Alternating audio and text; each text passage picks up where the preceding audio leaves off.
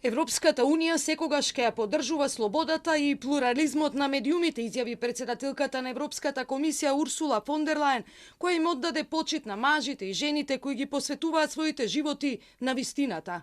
Независното новинарство е од витално значење. Новинарите работат неуморно за да не информираат добро, повикуваат владина одговорност, го креваат гласот, го провоцираат статус квото, а понекогаш плаќаат и на висока цена за тоа, напиша фон дер Лајен на мрежата по повод Светскиот ден на слободата на медиумите.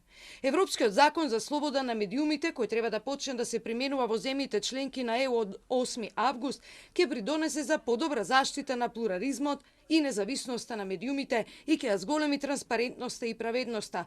Но според председателката на Европскиот парламент Роберта Мацоли треба да се направи повеќе. This house will continue to stand alongside you in building a Europe where journalists are able to work free from fear, from harassment, from violence, even murder.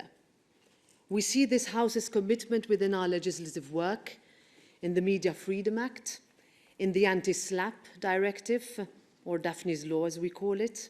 This legislation was pioneered by this Parliament, and we are now working hard to ensure it is implemented across Europe to bring real and lasting change.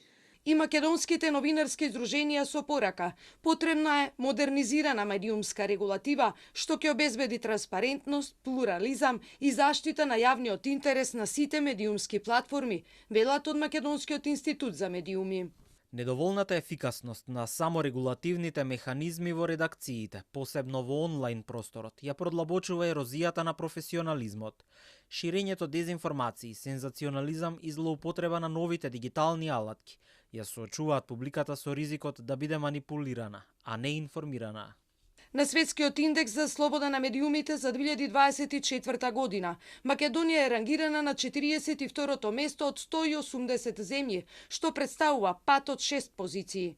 Оценката на Репортери без граници за овој пат според самостојниот синдикат на новинари и медиумски работници се финансирањето на медиумите кое е нетранспарентно, недоволно и со одржливост која постојано се доведува во прашање.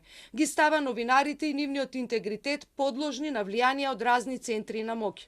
Денеска од синдикатот излегува со податоци за состојбите во кои функционира медиумскиот сектор. Медиумските работници работат во услови на прекаријат, со ниски примања, несигурни договори, под постојан притисок и со високо ниво на автоцензура. Дополнителна закана представува и влијанието на вештачката интелигенција врз професијата.